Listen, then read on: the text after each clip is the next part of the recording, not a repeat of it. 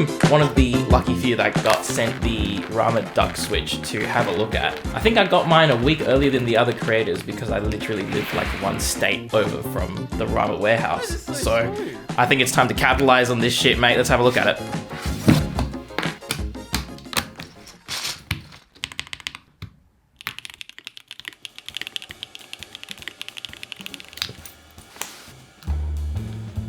So these are the specs of the Switch. I don't really understand much about material choice, but I am really interested in these two things.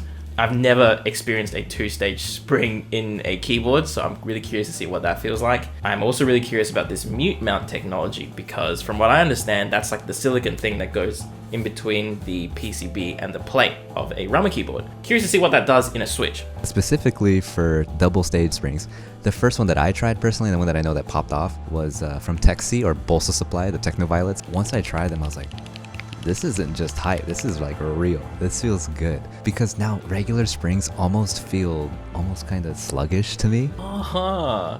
See, you can feel it, right? Yeah, I can feel it, yeah. I didn't actually think to try it side by side, I don't know why. So like it feels airy, it's bouncy, it's snappy. It's so good for gaming because they just return so fast. I don't know, I've never been one to care about springs other than the weight, but this is the first time where it mattered to me. Double stage springs are like, I put them in everything now, legit.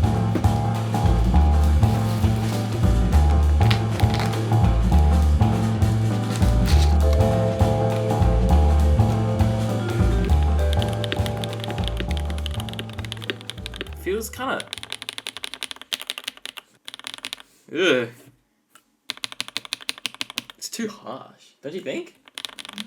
You see those two side legs, the rails? Normally a switch will bottom out on those rails, but in a long pull stem, it will bottom out on that pole. So it changes the feel and the sound.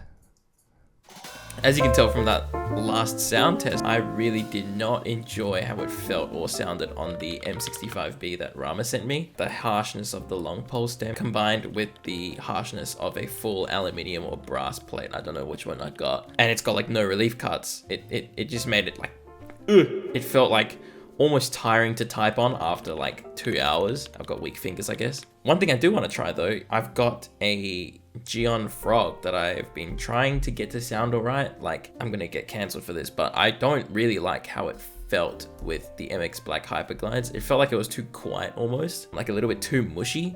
Maybe I'll try put the Switch inside there and see how that goes, and then I'll check back. I'll do that tomorrow though. Alright, cool.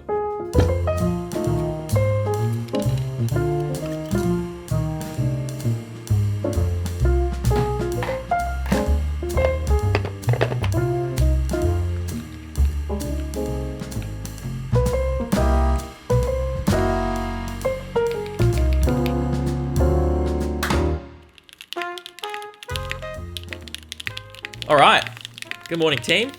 It's been a full day since I recorded the sound test of the Frog and whatever other stuff. The best way for me to describe this Switch so far is that it's like ridiculously clean and crisp.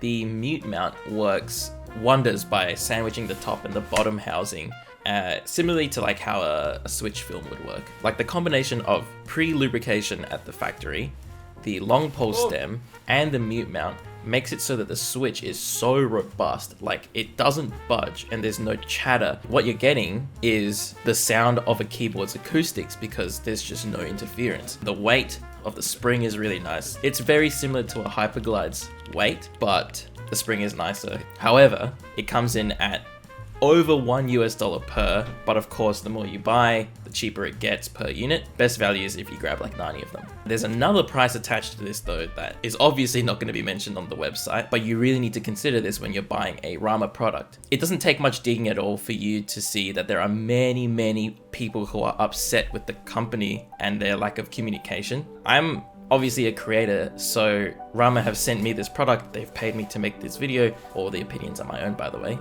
They're not seeing this before it goes out. I've been chatting to them on like a daily basis, there's been constant updates, it's just fantastic. But on the other end of the spectrum, I've got mates who have bought RAMA products like last year, and they're still waiting on it, and they've had like no communication from the company. You really need to consider this when buying anything from these guys, because when you're buying it, you don't really know when you're gonna get it. You are gonna get it, but you don't know when. I think delays are pretty expected in this hobby, but the lack of communication is not really excusable. When you've got them, they're like the most beautifully well-considered keyboard products I have ever used so far. Yeah, I just hope they figure out the communication thing.